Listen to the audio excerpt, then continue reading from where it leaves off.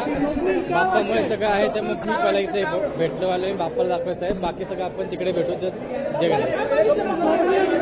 जे मागतो बाप्पा देतो सुखाने बाप्पाकडे जे आहे गणपती बाप्पा मोरया आपण बाकी सगळ्यांचं बोलू पहिलं बाप्पासाठी आपण नंतर ते भेटू पहिलं बाप्पा प्लीज प्लीज प्लीज आपण तिकडे प्लीज प्लीज